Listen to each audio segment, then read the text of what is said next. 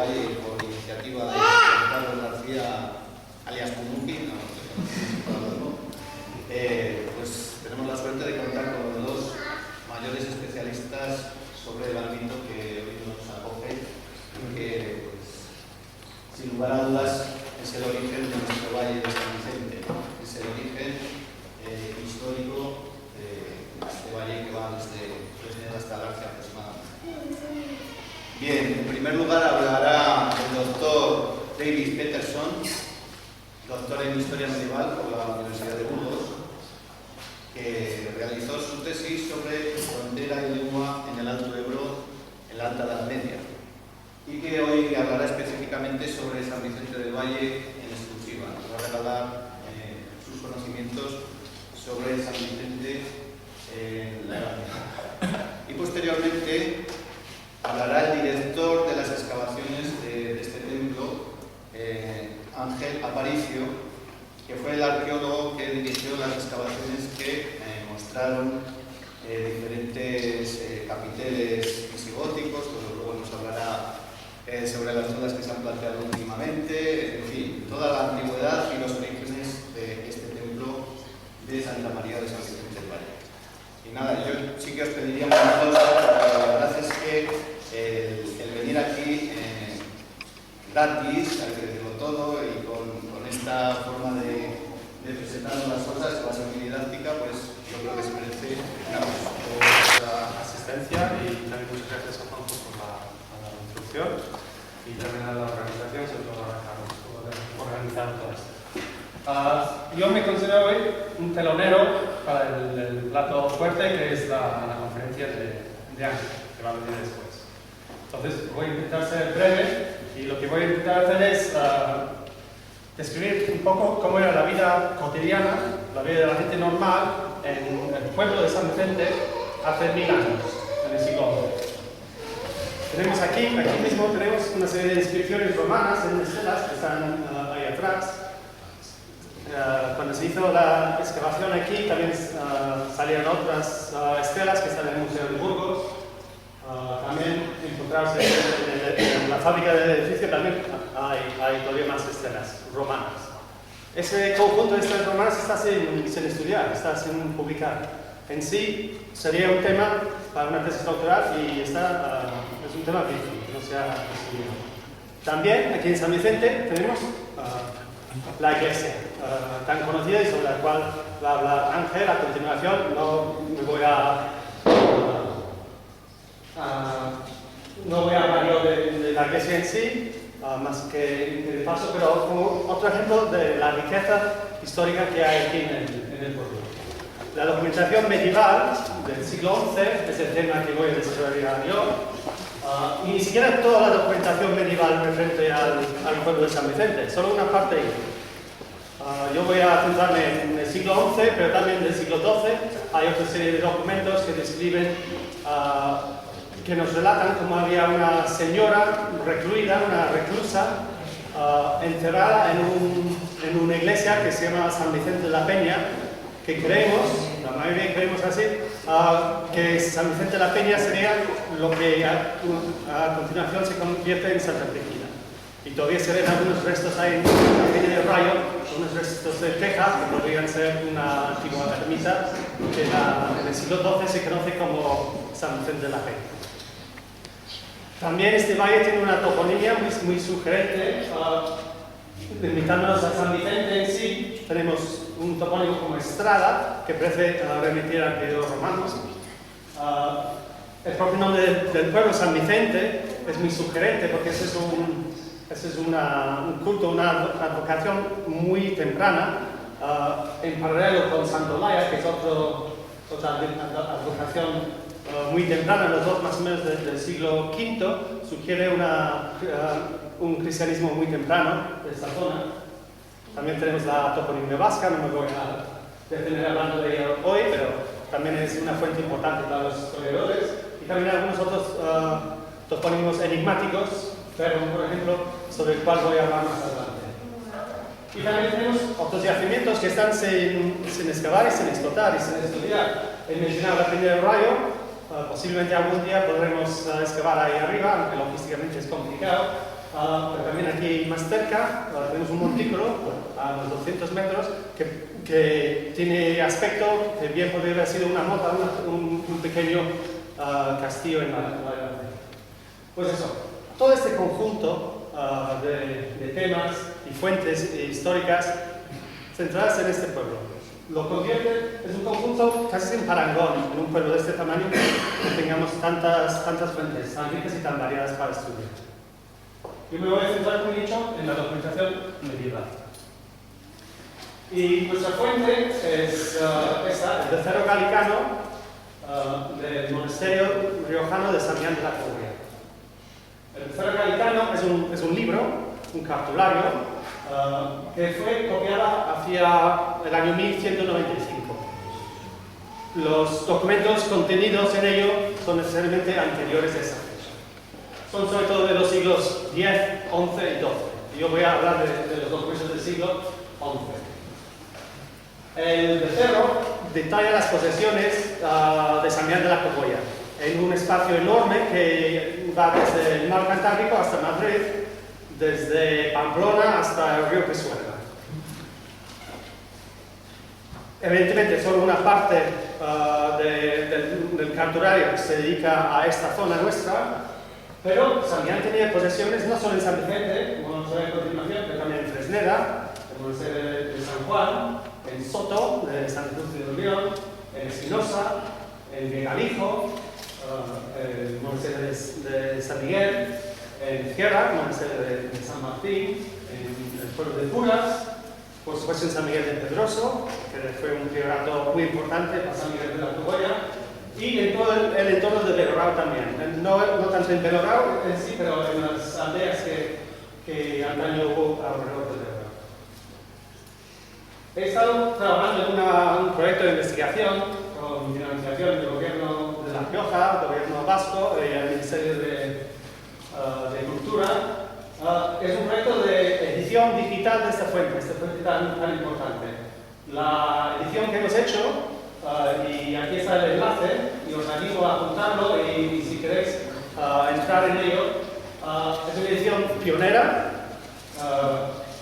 Lo digo yo, pero también lo dice más gente. Lo hemos presentado ya en Italia y en Alemania y ha sido muy bien recibida.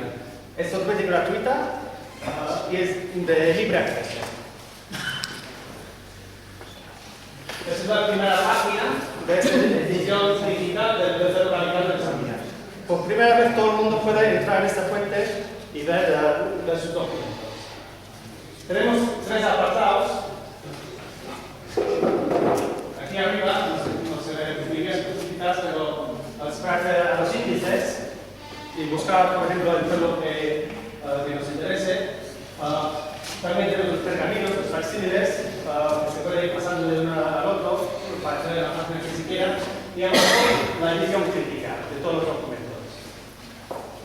Voy a ir. Ahora, esa es la página 104, que es donde empieza la documentación referente a San Vicente del Valle. ¿Vale? Aquí no se puede leer, pero aquí dice de monasterio Santa María del Valle de Vicente, del Valle Santi Vicente. ¿Vale? Y son 5 o 6 folios dedicados a San Vicente del Valle.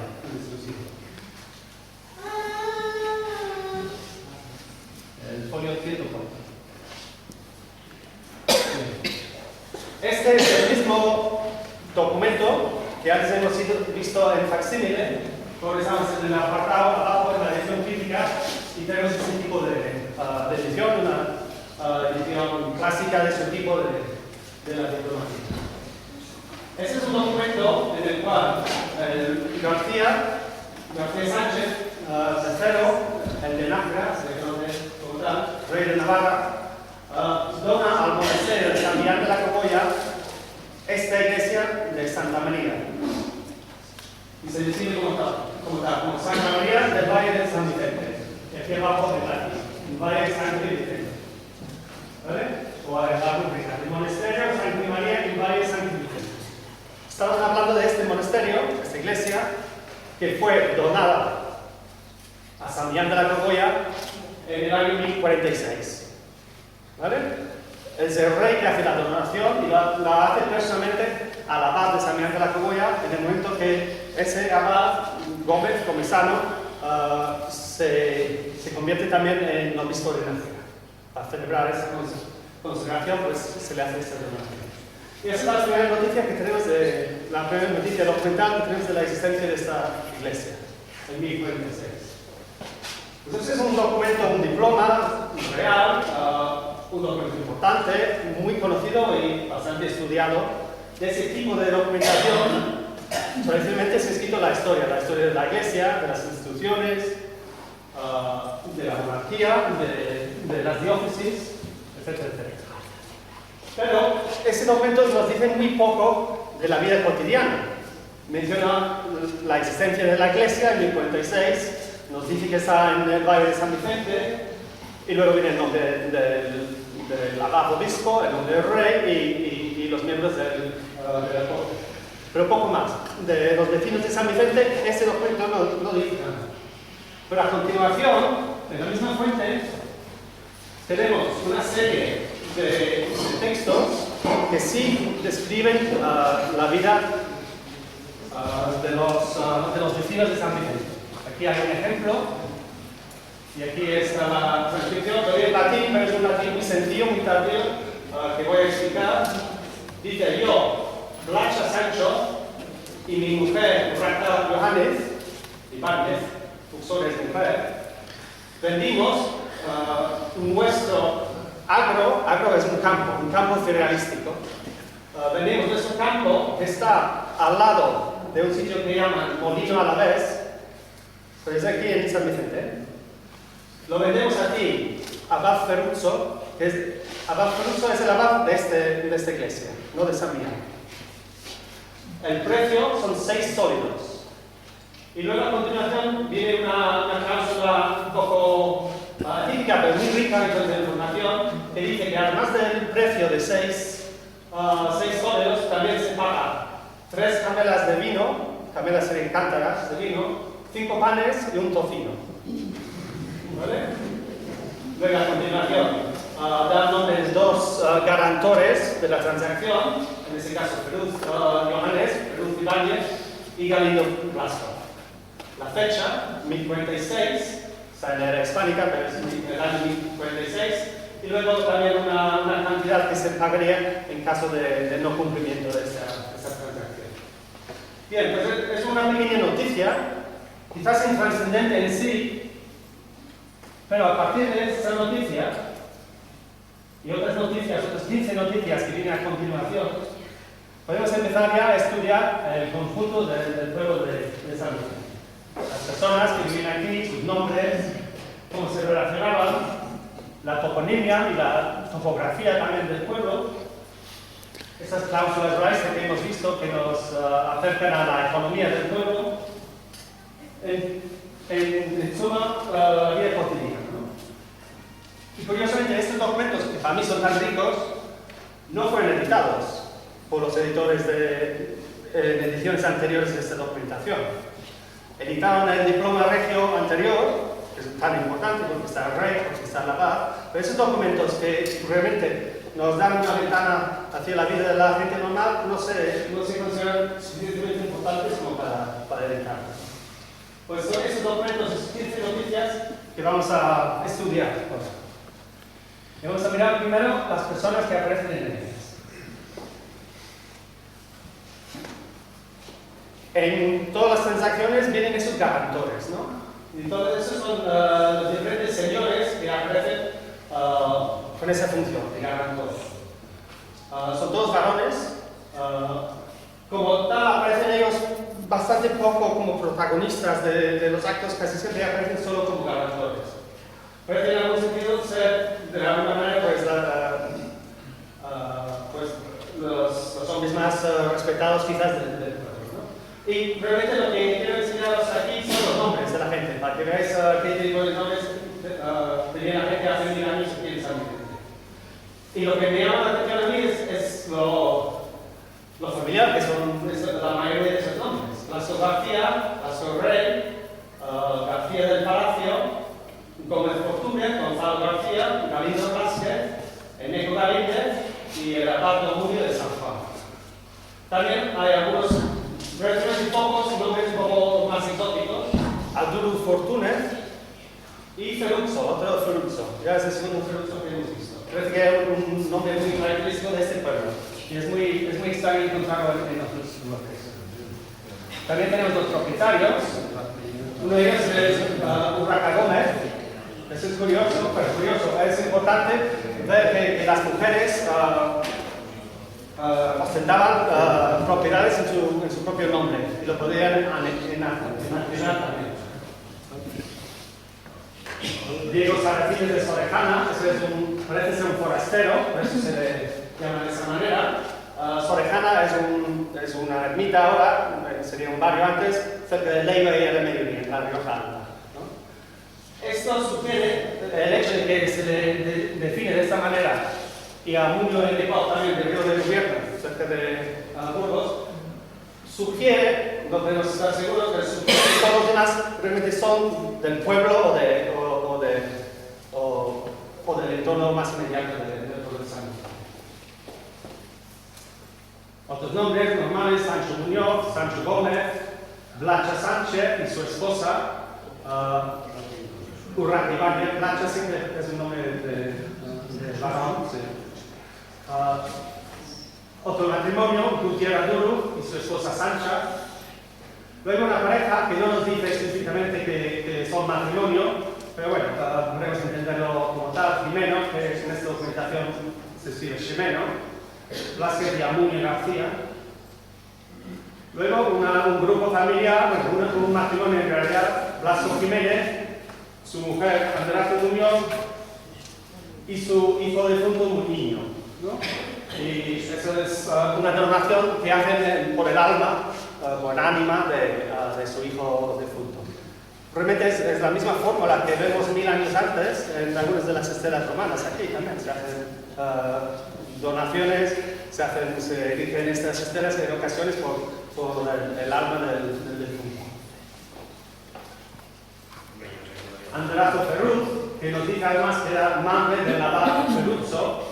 Tenemos muchos Ferruzzos en esta comunidad. Y como he dicho, es un nombre más bien extraordinario. El único otro sitio donde aparece es en la zona de Salinas de Añana, en el occidente de Álava, ya cerca del límite con Burgos. Anderazo Ferruz. El segundo elemento en todos estos nombres es un patronímico. Incluso las mujeres se usan patronímico, el nombre de su padre, no el nombre de su madre. Entonces podemos entender que el padre de Anderazo también era un Ferruzzo. Entonces tenemos varias generaciones de Ferruzzos, el nombre.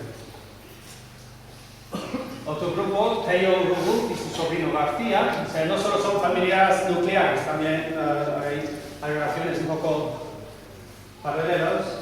Blasco Martínez también hace una donación por el alma de su tío difunto, Blasquez. Luego un grupo de 3 personas, de nuevo el nombre Ferruzzo, Ferruzzo Gómez, Ferruzzo Muñoz y Urraca Fortune. No nos dicen cuál es la relación entre estas personas, pero yo sugiero que es posible que sean primos, estos dos Ferruzzos, igual con un abuelo común que se llama Ferruzzo, ¿no? Luego la siguiente generación, Ferruzzo se conservaría como patronímico y rebrota en la tercera generación. Puede ser, sí, tanto podemos estar seguros. Y Urraca Fortune probablemente sería la mujer de Ferruzzo Muñoz. Y por último, Sempronia y Muña Blacha. Las dos son el mismo apellido patronímico, Blacha, que es un nombre masculino, por eso sabemos porque funciona también como patronímico. Y bueno, supongo que serían las pero no nos dice eso específicamente. Pues esos son los nombres de la gente. Y a partir de ahí, estos son nuestros datos, pues podemos hacer algunas observaciones. La mujer, por ejemplo, su independencia patrimonial y económica, realmente tenía más independencia en esos sentidos que lo tendrían en siglos posteriores, bajo el antiguo régimen. Hace 1000 años la independencia económica de la mujer parecía haber sido una realidad. La antroponimia, los tipos de nombres que vemos aquí,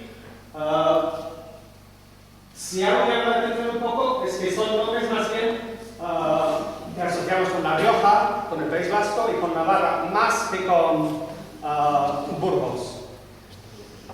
No exclusivamente, pero hay algunos nombres burgaleses muy típicos que no aparecen aquí. Nombres como Diego, Aldo, Sarafín, Peiro, se lo hace una vez, Beila, el nombre de Bela, tampoco aparece. Esos son los nombres más corrientes en Burgos. Aquí la tradición antropológica aquí en el pueblo parece ser un poco diferente. Aunque también decir que es un pueblo que estaba muy cerca de la frontera entre Castilla y Navarra y tiene influencias de ambos lados de la frontera. Y a partir de todas esas referencias, pues podemos intentar ya empezar a hablar en términos de la comunidad. ¿Vale? Si aceptamos la hipótesis de que realmente son vecinos del entorno, no sé si San Vicente, quizás algunos otros pueblos cercanos, pero lo que tenemos aquí son unos 33 personas que entre las parejas y entre, incluyendo los garantores de arriba, suben unos 24 grupos familiares. Esos son documentos coetáneos, todos alrededor de 1050, o sea, más o menos esta gente vivía toda la vez. Y a partir de unas 24 familias, que solo son las familias que se relacionan directamente con la iglesia, se supone que había otras familias también, podemos hacer los cálculos. Generalmente se utiliza un baremo por familia. En la Edad Media se habla en términos de entre 4 y 5 personas por familia. Entonces, si realmente tenemos 24 o 25 familias aquí, tenemos más de 100 personas. Lo convierte en un pueblo de cierta importancia en su momento. La mayoría de los pueblos del entorno se entiende que tendrían entre 5 y 10 familias, entre 30 a 50 personas. Este parece haber sido un pueblo un poco más importante que los otros. Vamos a mirar también sacar de esos documentos las referencias al entorno y los topónimos y la topografía que tenemos. Primero, hay una referencia a una huerta que está delante de la iglesia de Santa María. No sé cuál es delante, ahí quizás, pero bueno, una huerta. No es una finca agrícola, sino una huerta. Y las huertas, generalmente en la Edad Media, estaban muy próximas al pueblo. Eso para mí sugiere que el núcleo en ese momento del pueblo estaba alrededor de la iglesia. También hablan de un campo generalístico, un ángel que está detrás de Santa María, de un campo que está en el arroyo que baja a Santa María. Utilizan la palabra fonte, pero por el verbo, cuando dicen fonte qui discurrit, es el fuente que fluye hacia el pueblo. ¿Vale? Entonces es un arroyo. Hablan de otro campo que está en el Valle Pedroso, entre los dos arroyos que bajan a Santa María. Pues mirando un poco la topografía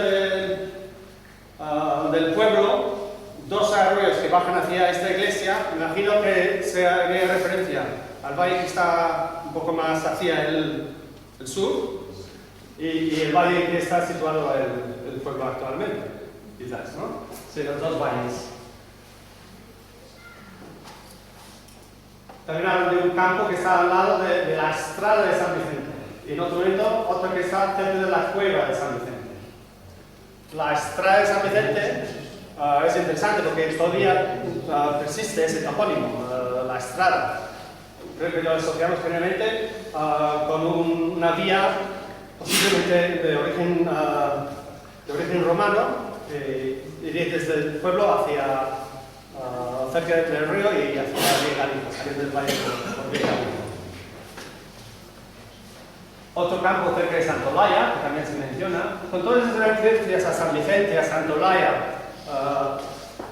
estamos muy seguros de que realmente está hablando de esta iglesia de Santa María.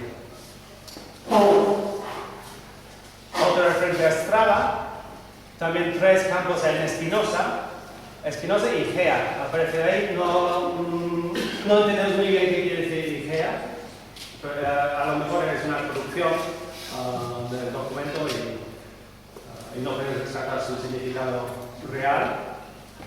Luego un campo que estaba cerca del molino Alavés. Eso es muy curioso, el molino Alavés.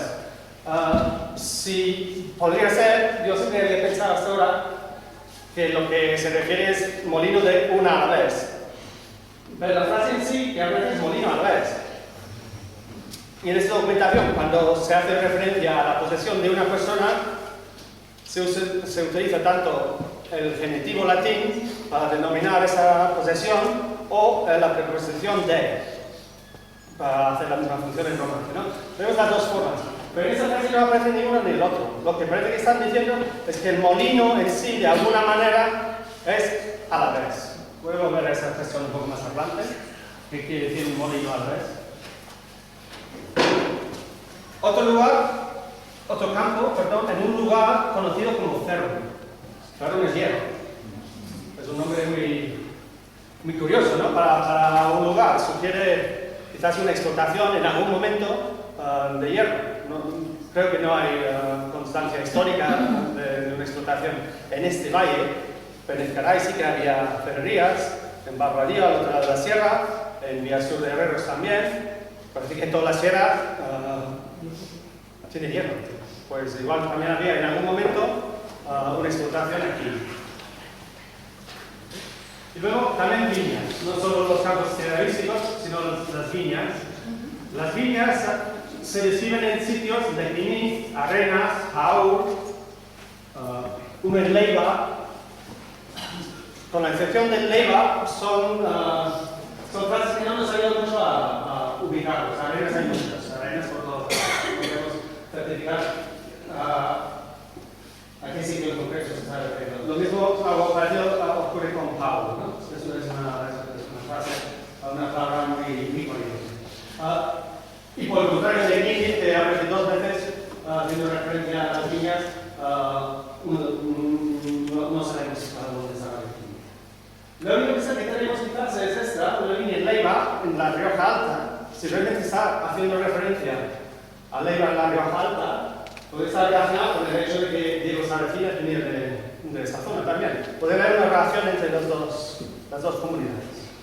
Pero no es más que un hecho. Y por último, vamos a mirar hablar de la economía, ¿no? Ya hemos visto las unidades familiares. Generalmente un matrimonio, pero a veces también con algún sobrino o un tío, eso o lo otro. Esos pequeños grupos familiares conforman lo que se tiene que ver el motor de la economía rural en la Alta Edad Media. La pequeña producción agropecuaria de una familia. También tenemos dos referencias en esta documentación a autoridades superiores a tributación. Uno de los señores antes que hemos visto se llama García de Palacio. Palacio en esta documentación se entiende como un centro donde se recogía y se almacenaba los tributos, generalmente el cereal, que se pagaba en este caso al rey y anteriormente al conde. No sería un palacio en el sentido que conocemos ahora, sino es un centro de recogida de rentas. Y también hay una referencia a Serna del Rey. Serna del Rey sería una propiedad del rey en la cual los vecinos tenían la obligación de trabajar algún día al mes. Y eso está localizado cerca de Espinosa. Y también el hecho de que es el rey el que dona esta iglesia a Monasterio de San Millán, en primer lugar. Entonces, referencias a huertas, a esos campos, muchos campos cerealísticos que están alrededor de la iglesia, donde se ve la huerta. Las viñas es más difícil saber dónde venir. Y luego tenemos esta cuestión del ferro, ¿no? Y eso me hace pensar que ya hemos visto algunas relaciones con el occidente de Álava, ¿no? Con Salinas de Añana, con ese nombre Ferruzzo, que también quizás puede estar relacionado con este concepto. Si Álava es conocido por algo en este periodo, en el siglo XI, es por un documento que se llama La Reja, que es un listado de 300 aldeas de Álava que tributan a San Millán de la Cogolla en hierro. De alguna manera, Álava quizás se está asociando con la producción de hierro Y esos dos referentes, ferro y molino Álvarez, remiten al mismo concepto, realmente, una ferrería, quizás. El molino Álvarez, por lo tanto, podría ser una ferrería. Y luego tenemos nuestras cláusulas Reichstag. Una y otra vez tenemos esta combinación: vino, panes y luego un elemento de proteína. Aries es un carnero, los panes, quesos, carnero, tocino, carnero otra vez, tocino, otro carnero, aries y por último un queso. No se mencionan vacas, parece que sobre todo explotaban ganado porcino y de vaca. Y pues, con eso realmente no quiero deteneros mucho más tiempo, voy a dejar paso a Ángel. Pero lo que he intentado hacer a través de esta documentación, que hasta ahora ha sido inédita, es hacer una foto fija de la vida de ese pueblo hace 1000 años. Esos son los datos que tenemos, no tenemos más, pero se puede sacar una idea del pueblo a partir de ellos. Vemos los nombres de la gente, hasta cierto punto también vemos la lengua que hablaban. Lo que no he mencionado, porque realmente no aparece en esta documentación, es la toponimia vasca, que escasea más bien en esta documentación. Toponimia vasca que en otros pueblos de la sierra es muy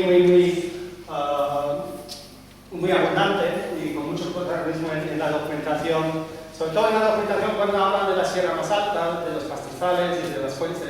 Pero en esta documentación que describe los alrededores del pueblo de San Vicente no hay muchos topónimos vascos.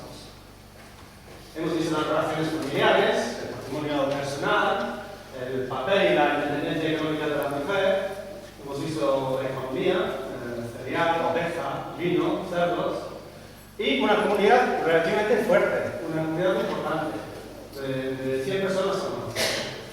Hemos visto un poco la iglesia de Santa María y su topografía en relación del pueblo. Yo sugiero que en ese momento el pueblo estaba más centrado alrededor de la iglesia que en su emplazamiento actual. Y pues con eso termino diciendo que con esta documentación hasta ahora inédita tenemos una visión diferente de la documentación medieval tradicional de los reyes, de los abades, de los obispos, a partir de la cual hasta ahora se escribía la historia. Y con esto pues les agradezco la atención y muchas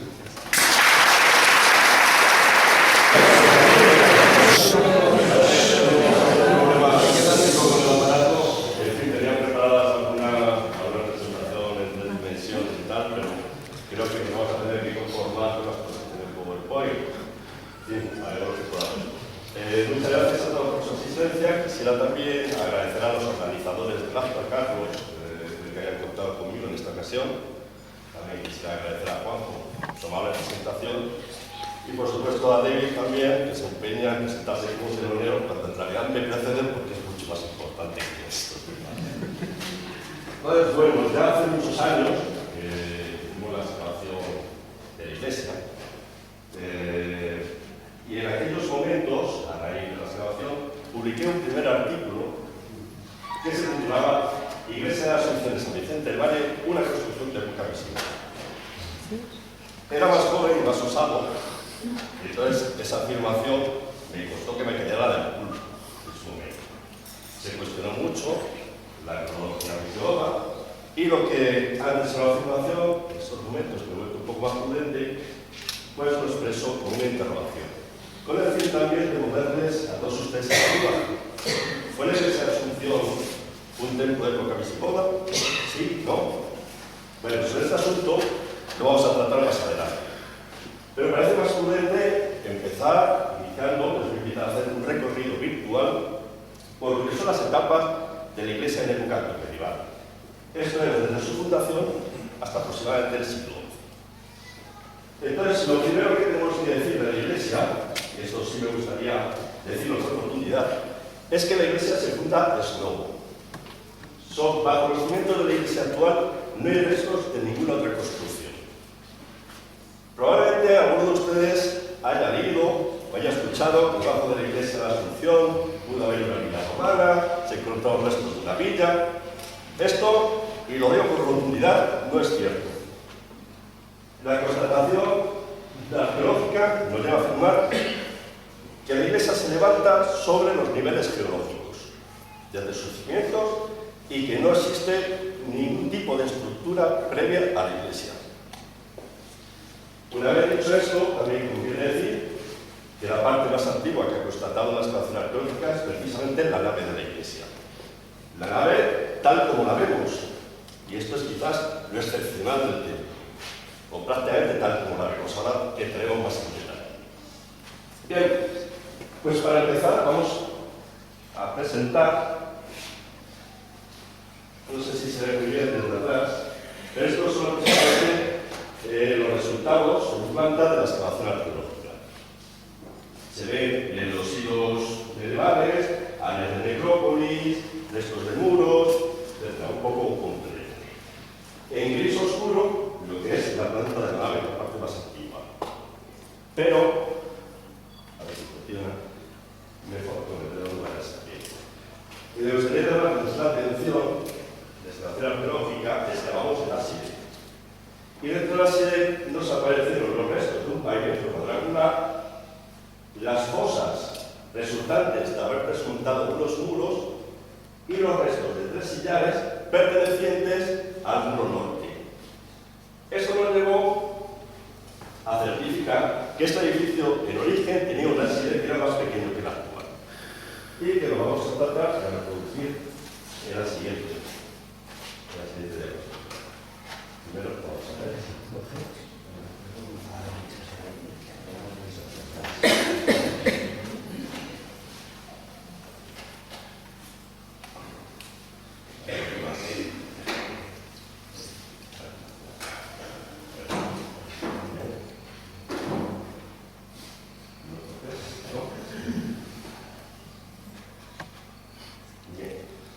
Vamos a eliminar las partes posteriores, las áreas posteriores, para verificar un poco el dibujo. Y como les decía, en la parte de la side que construimos lo que fueron los muros de la antigua side, que como ven siguen perfectamente la línea de la fosa. Y en el centro, lo que fue el pavimento, que a continuación lo reconstruimos de nuevo.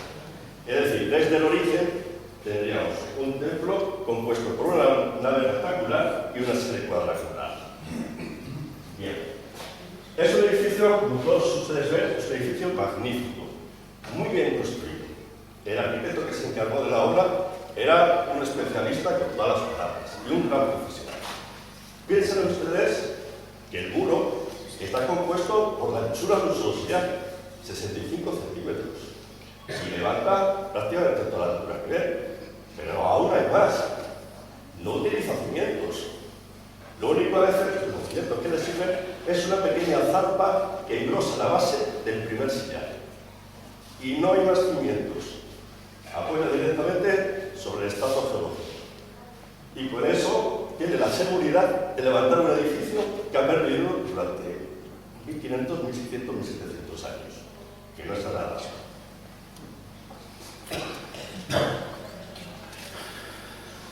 Hemos dicho prácticamente la integridad del edificio, pero claro, la pregunta lleva su trampa. ¿Todo el alzado que vemos corresponde a la primera edificación? Pues la respuesta es que no. El edificio original era un poco más bajo que el actual. ¿Cuánto más bajo? Pues esto lo vamos a señalar. Llegaba aproximadamente hasta la línea de imposta de las ventanas terminadas. Por supuesto, esas ventanas en origen no existían, las ventanas altas. Y el muro llegaría, como se ve ahora en la representación, hasta esa línea. Esa sería la altura del edificio originario. Si lo miramos por el lado norte,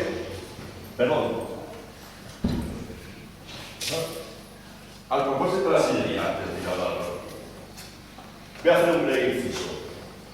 Prácticamente la totalidad de los sillares que vemos son piezas reutilizadas en época romana. Quizás el sillar más evidente, la prueba más evidente es esta pieza que está localizada en el suelo norte, está localizada aquí, con los restos de decoración vegetal.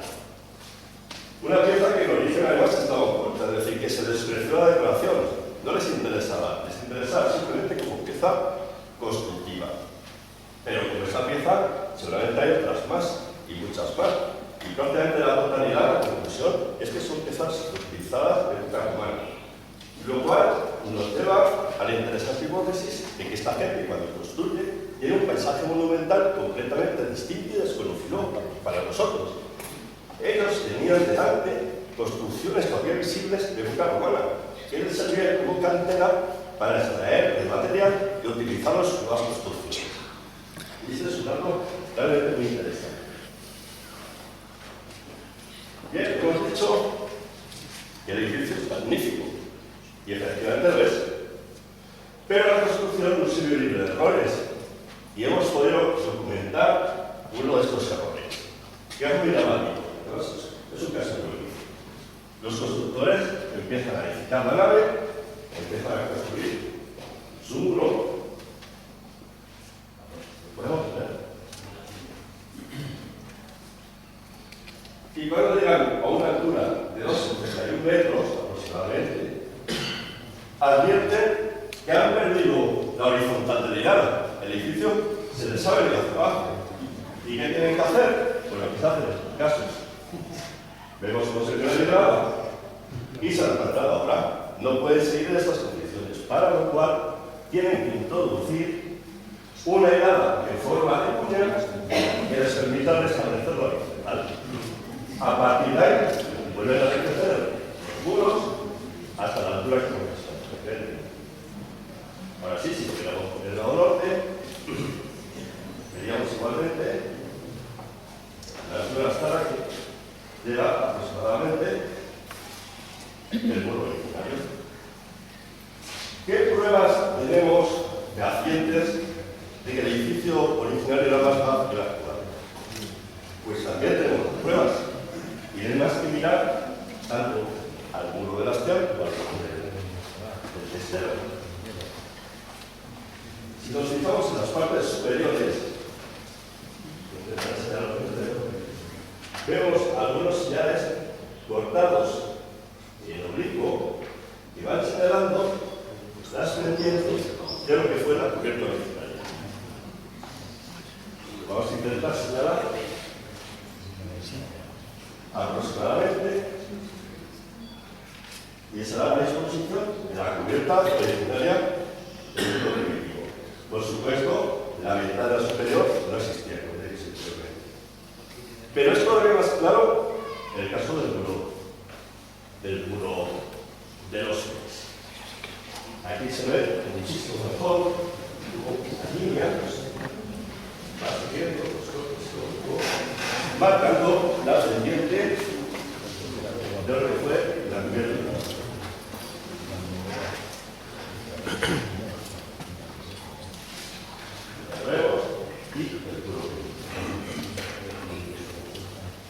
Bien, aquí tendría que haber ido una reproducción en 3D que es imposible por problemas técnicos de reproducir, pero conformaría lo que era la planta de este edificio originario. Una ala rectangular que alcanzaría la altura de la línea impuesta de las ventanas terminadas, con la serie de ventanas de medio punto en el muro de mediodía, el ingreso, que aunque fue reformado en la época románica, en la época de Mauricio, se corresponde con el ingreso original, en el muro norte, la otra puerta, y finalmente un ábside cuadrangular más pequeño que el actual. ¿Qué pasa a continuación? Bueno, que suele ocurrir en estos casos en edificios que tienen una larga vida. En un momento determinado, alguien decide que el edificio necesita una reforma. ¿Y qué se hace? Pues lo que hacen en este caso es decrecer la nave. Vemos la línea que vemos antes, vemos el muro original y vemos ahora cómo se decrece la parte nueva. Es ahora cuando se incluyen las ventanas terminales de esta segunda parte, de esta segunda fase. Si lo miramos por el lado norte, veríamos exactamente lo mismo. El muro original y el recrecido. En estos momentos, la sillería del recrecido ya no es de la misma calidad que la obra previa.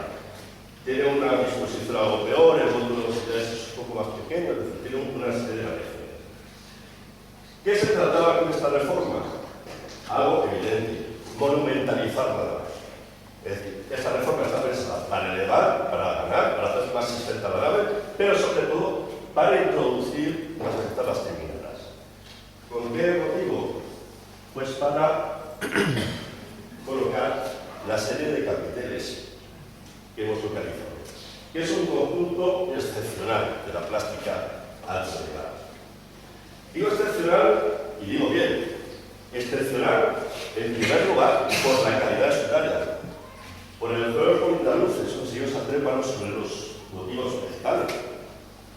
Excepcional también porque forman un conjunto coherente. Son todas obras del mismo taller, que es algo muy extraño de encontrar en los edificios altomedievales. Pero es que además conforman estos capiteles un programa decorativo que se establece de antemano y que está hecho adrede para la iglesia. Ya no se trata de material reutilizado que se va consumiendo. Estos capiteles lo que nos demuestra es el propietario del edificio encarga un taller que da algunos capiteles y que además se los haga un determinado. Quiero dos, con rostros, que van sobre el muro de la fachada. Y quiero los dos, como digo, vegetales, que van sobre el muro norte. Y de los de luego nos falta uno. Efectivamente nos falta el de muro arriba que se perdió, pero gracias a la diligencia del antiguo parco, Daniel Gómez, hemos podido localizar, o pudo localizar, restos del quinto capitel. Sigue exactamente las mismas líneas estéticas y técnicas de los capiteles anteriores. Pero vemos, por la decoración de obras, que seguramente tiene que ser el más relevante de la serie.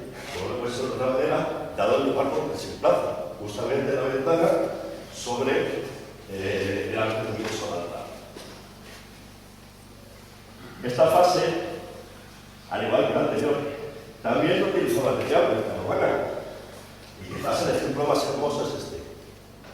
Este capitel expresará perfectamente descuadrado, tiene en sus frentes los restos de una pilastra, con sus acriladuras o capitel. Es una obra procedente tal vez de un edificio público que en un momento determinado la tienen aquí y les sirve para su nueva obra.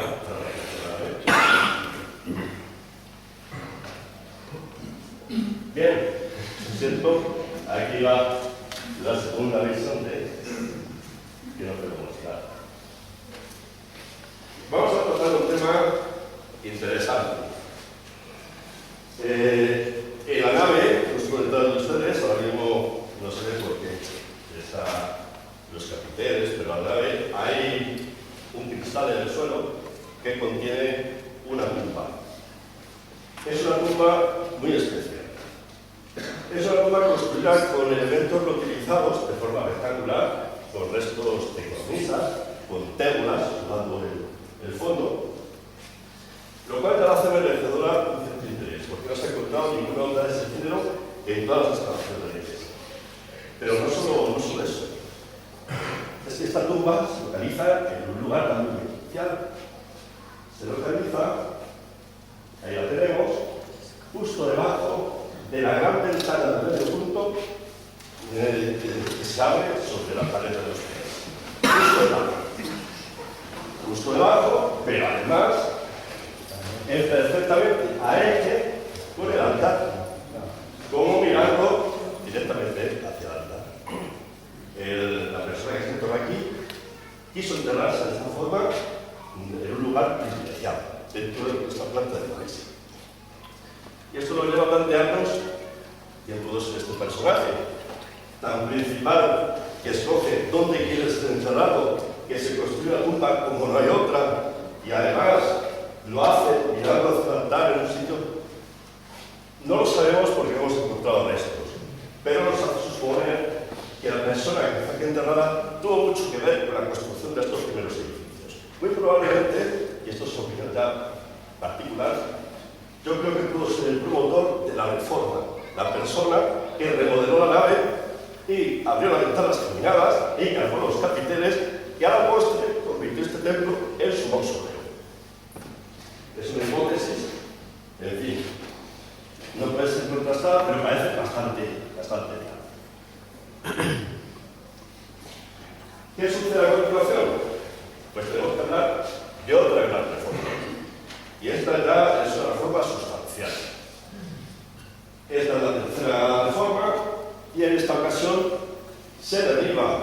el ábside original para construir otro más grande, más monumental, pero además se añade sobre el muro de mediodía un cuerpo, el cuerpo meridional. Es perfectamente identificable esta fase. Tenemos aquí las dos áreas, que se añade luego. Esta fase es perfectamente identificable, digo, porque la técnica constructiva es radicalmente distinta. Ya aquí ya no vemos la sillería regular, las hiladas, aquí ya no existe eso. Estas partes ya están construidas con una mampostería de la parte del piso, concertadas con un mortero muy rico en cal y con cadenas de sillares reforzando las estructuras. Vemos el ábside, se comprueba que es una obra monumental, que además, curiosamente, el ábside ciega la ventana superior. Es decir, cuando se construye este ábside sin habilitar la ventana superior, lo cual nos dice que hay ya un problema de fase, ya empiezan a entrar en contradicción. Y aquí vemos perfectamente cuál es la técnica de ejecución. Vemos la sillería, el sillarejo, la mampostería, muy rica en cal, las cadenas de sillares, y como en las fases precedentes, aquí también se utiliza material. Y el caso quizás más hermoso es la cornisa. Tiene toda una cornisa compuesta con elementos reutilizados del edificio de época romana. En cuanto al cuerpo meridional, vemos exactamente la misma técnica. Y a propósito del cuerpo meridional, me interesa especialmente señalar que quizás ahora carece de explicación del significado la apertura de estas ventanas, puesto que en la restauración se dejó el edificio abierto sin techar. Hay que decir que este edificio, este cuerpo meridional, jamás estuvo como si fuera un acto descubierto. Estuvo siempre techado. Y desde ese punto de vista, si consideramos que un espacio techado es cuando toda esta serie de ventanas que van sobre el muro cobran significado. Vemos otra vista, vemos efectivamente las ventanas y vemos cómo ahora mismo no tienen mucha explicación tal como las vemos. Pero vamos a ir a la parte de excavación y lo vemos. Vemos en planta de excavación en gris.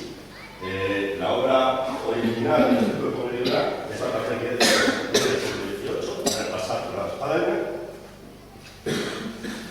Y si nos fijamos, primero vamos a restituir lo que fueron los suelos, se pavimentaron tanto la nave después de tirar el primer ábside como el ábside original.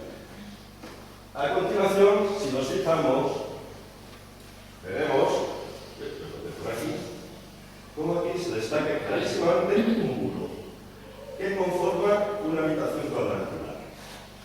En el lado contrario, los restos del muro son casi insignificantes, pero a cambio tenemos prácticamente entero el pavimento original del subnido, que vuelve a restablecer una habitación cuadrangular. Y en medio, en la zona transitoria a la nave, flanqueadas las puertas por los restos de 4 columnas o 4 basas para sostener postes. Si restringimos los muros, lo vemos más claramente. Ahí tendríamos un muro, tendríamos el siguiente muro, en esa parte, y tendríamos finalmente el muro de cierre. Y ahora ya empezamos a ver que ya tiene lógica. Un ámbito techado, con habitaciones y las ventanas que vemos antes perfectamente centradas con respecto al ámbito de estos cuartos. Por supuesto, también se encontraba pavimento de fusilino. Podemos establecer el pavimento. En esta habitación apareció una pileta, probablemente con fines bautismales o ambiental bautismal. Aquí hay receptores restos. Igualmente, en el pórtico, hacía el resto de fusilino con las 4 columnas que flanqueaban el ingreso. Y esta era la disposición. Esta fase, puesto que no podemos verlo, hay que decir que cuando se echa, se hace el pórtico y se techa, todas las ventanas del punto quedaron inhabilitadas, quedaban por debajo de la cubierta. Ya no tenían efecto perfectero y fueron condenadas. Y muy probablemente, como hemos visto por el ácido, al menos la ventana superior está superior fue cerrada. Y tampoco podemos descartar que no fuera el resto. Bien, hemos quedado hasta aquí y hemos visto como la secuencia casi fotográfica o cinematográfica de cómo ir cambiando el edificio. Bien, esto es una cosa, ver la secuencia, pero lo vemos aquí, esta era las revoluciones tridimensionales que no les he podido mostrar previamente, donde se ven las tres bases, la nave original, la nave con su recrecido y finalmente el dos base del cuerpo original. Logramos identificar estos cambios y a veces con detalles como los errores de ejecución. Pero una cosa es esto y otra cosa es que sepamos escribir cada fase a un punto concreto de la historia. Es decir, a cuándo fue realmente construida. Y a este punto, claro, hay que preguntarse, el historiador o el arqueólogo, ¿de qué datos se puede nutrir para llegar a establecer la cronología de una iglesia o de un edificio? Digamos que es una especie de cóctel, donde por un lado podríamos tener la epigrafía, por ejemplo, una lapidación nacional, que nos dijera el año en el que fue consagrada la iglesia. También hechos documentales, un texto, en el que se nos dijera una mención de alguna circunstancia relativa a la iglesia. Y por último, también podría contribuir a establecer la cronología, la propia arqueología. Unos niveles bien documentados, por fuentes numismáticas, por la cerámica, que nos dijeran el momento exacto de fundación de la iglesia. Si esto lo traemos al terreno de la iglesia variable, vamos a ver. ¿Con qué fuentes juntamos? Epigráficas. Epigráficas tenemos tres. Tenemos por un lado, y vamos a ir de lo más moderno a lo más antiguo, la inscripción en la espadaña, que nos dice que sobra del siglo XVIII, si no recuerdo mal, 1700 o 1600 finales del XVII. Por tanto, que fuera nuestro ámbito. Tenemos una que solamente todos ustedes ya lo han visto, que es la del obispo Mauricio, que consagra la iglesia, pero que también cae fuera de nuestro ámbito. Y por último, menos conocido, es una serie de grafitos que fueron tallados sobre los fustes de las columnas que sostienen los capiteles, las ventanas altas. El problema es que estos grafitos nos muestran un dibujo de un personaje portando una cruz profesional y también nos mencionan los nombres de dos personajes, Atacinus y Salmelius.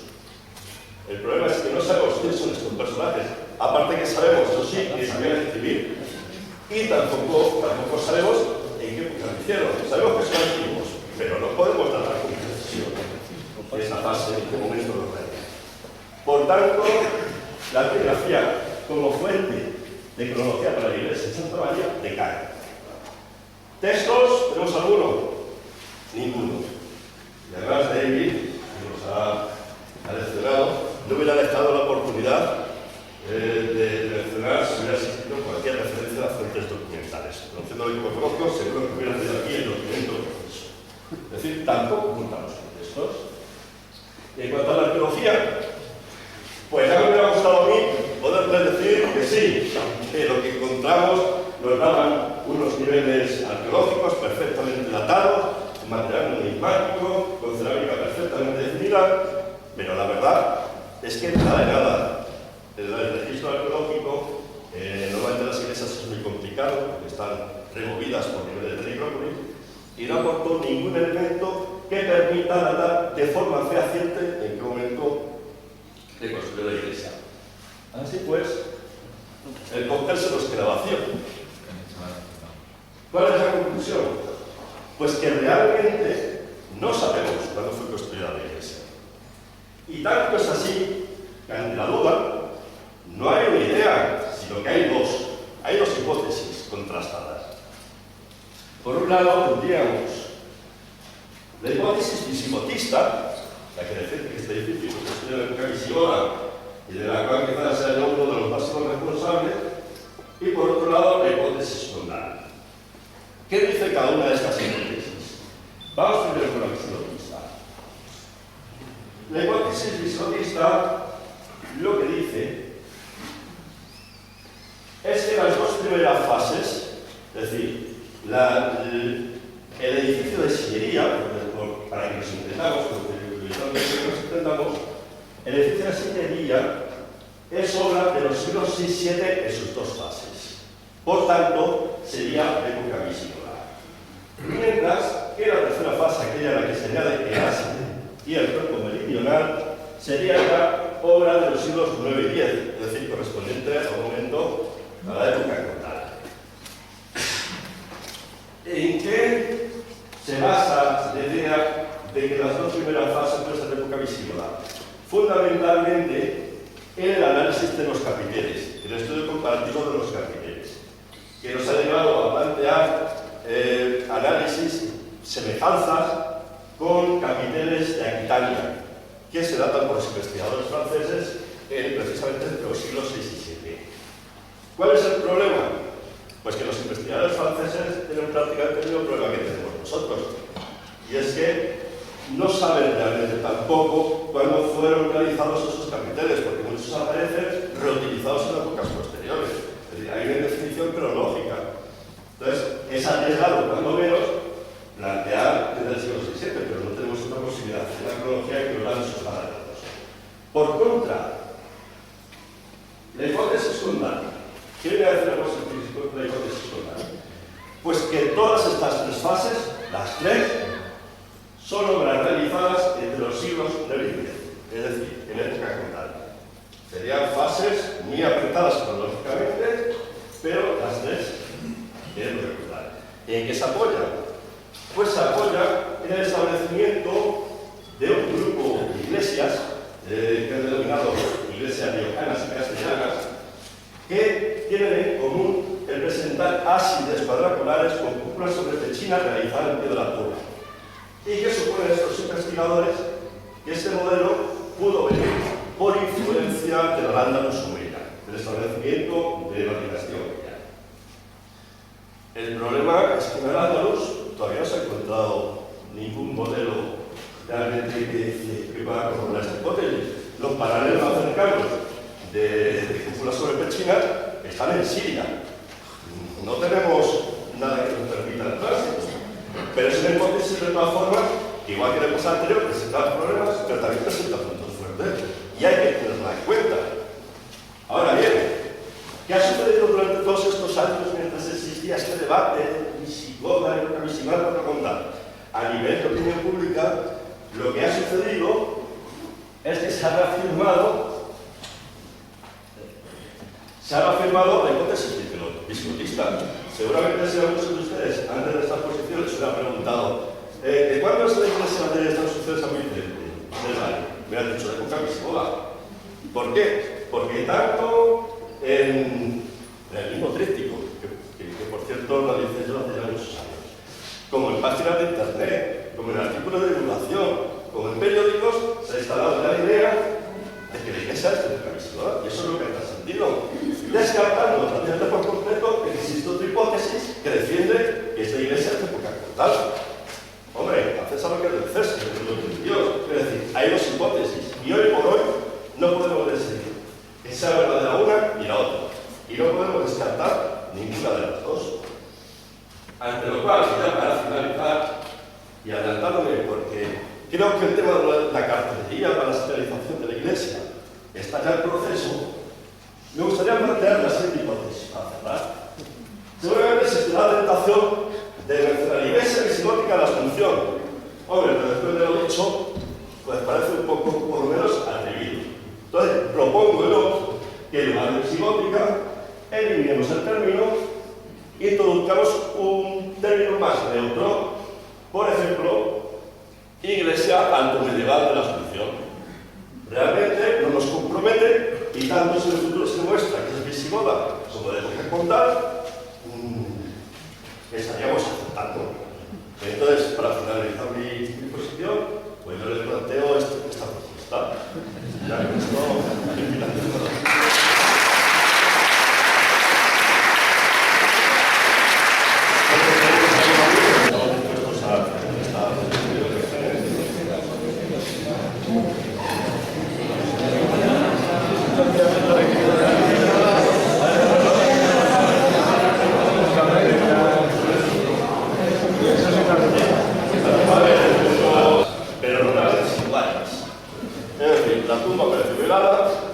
se dividió en un momento determinado en dos. En esas dos partes se procedió a entrenamientos infantiles que fueron a su vez violados. Y excavando, sí, encontramos dos fragmentos de tierra sigilata tardía. Los dos únicos fragmentos que no aparecen en toda la excavación. Pero claro, ¿quién se atreve? Yo me atreví a decir, bueno, yo creo que puede ser tal. Y claro, es muy arriesgado cuando el terreno está removido y removido dos veces. Es decir, que lo que aparece ahí pueden ser los restos de la fase originario, cuando menos es atrevido. Y no tenemos más que, digamos, de nuevo el análisis estilístico de la tumba parecida a la de los oficios de Alcalá, pero si esto me ha retado porque tampoco conocemos con precisión cuál es la evolución de los modelos funerarios, de los modelos de tumbas. Es complicado. A ver. Atención, la espadaña. ¿Eh? La espadaña, ¿cuándo la hicieron? ¿Que cuándo lo hicieron? Varias fases. Tiene varias fases. La espadaña probablemente la empiezan en el siglo X, en correspondencia con la obra o la consagración del obispo Mauricio. Pero luego fue recrecido una vez y creo, si no recuerdo mal, que una segunda vez, que es cuando ya consigue su forma actual. Pero eso fue a finales del 17, principio del 17. Si lo que se refiere es si hubo espadaña en el edificio original, la respuesta es no, o al menos no hemos encontrado nada que nos haga pensar que la tuvo. ¿Cómo se tocan las campanas? ¿Eh? ¿Y cómo se tocan las campanas? Es que no sabemos si tienen campanas. No lo sabemos. Como verán, son muchísimas las cuestiones que no sabemos. Sí.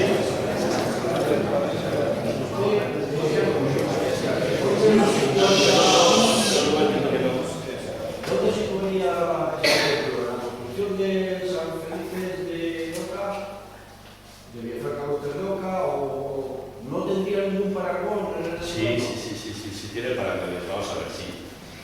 El grupo, precisamente, que han definido, los que han definido el grupo de iglesias castellanas y riojanas, es la gente del Consejo Superior de Investigaciones Científicas. Quiero decir, que es gente a la que hay que tomar muy en serio. Y ellos establecían el paralelo de esta iglesia, por ejemplo, la más próxima y la más parecida, San Pelayo de las Lanzas, San Pedro el Viejo de las Lanzas. Pero no solo con San Pedro, con el Asilo de Ocas, con Santa María de los Arcos en Oficio, con San Román de Tobillas. Es decir, hay todo un grupo que participa en características comunes, el empleo de material romano en la fábrica y sobre todo cúpulas sobre pechinas de piedra toba. Entonces sí, hay muchos paralelos. ¿Cuál es el problema? El de siempre, que tanto esta como los paralelos son muy difíciles de datar, salvo San Román de Tobillas, de la cual sí que es verdad que se puede decir que se construyó en la primera mitad del siglo IX. Pero claro, es una tecnología como muy temprana para ser el punto de partida de la evolución. ¿No es el punto de partida o es el punto final? No, tampoco lo sabemos de momento. Bueno, lo que sí que había anteriormente era un lugar de culto, que ¿Perdón? era el monte Santa Río, La Peña del Rayo. San Vicente Socorro, ya en el primer siglo ya aparece. Claro, el problema es que la Peña del Rayo tampoco sabemos la conexión exacta que tuvo con este edificio. No sabemos, fue contemporáneo, posterior, quién fue el constructor de aquello, quién fue el constructor de esto. Es decir, sí sabemos, sabemos algo, sabemos que esta iglesia se funda de nuevo, que no es poco. Sabemos que esta gente tenía delante de sí un montón de ruinas romanas, porque para traer todo este montón de sillares no se extrae de un solo sitio, muy probablemente utilizaban como canteras en diversos puntos y tenían visibles las ruinas romanas y construyen una serie de iglesias que tienen paralelos con otras, pero no sabemos realmente cuándo las construyeron, no lo sabemos. Del siglo VI, siglo XI, sí, pero...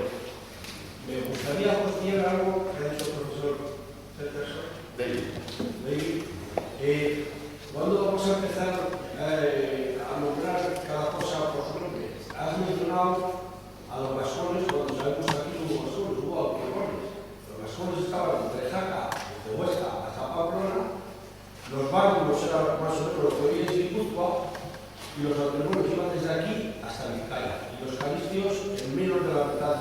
hoy Álava, donde es la reja de mar. Por lo tanto, creo que un profesor tendría que ajustar eso, no por nacionalismos o malentendidos o entendidos, sino por situar a Estrabón como geógrafo y a los Ptolomeo también, cuando vamos a dejar de usar lo que son los toponimios de aquí son razones, aunque sí que ha habido repoblaciones de segundones navarros y tal aquí, pero es que aquí hay una tribu que fue la primera tribu que se vino al Imperio Romano, que eran los obregones, y la primera que se cristianizó. ¿Cuándo vamos a empezar a denominar eso? Y otra cosa, la reja no era la reja de San Miguel, la reja era la reja de San Miguel Arcángel, porque el rey castellano de San Miguel Arcángel, la abadía de Estíbaliz debía la reja ese de los araos, se la debía no a San Miguel de la Cogolla, se la debía a San Miguel Arcángel, porque desde estas tierras se repobló toda. Buscaron lo vas a encontrar.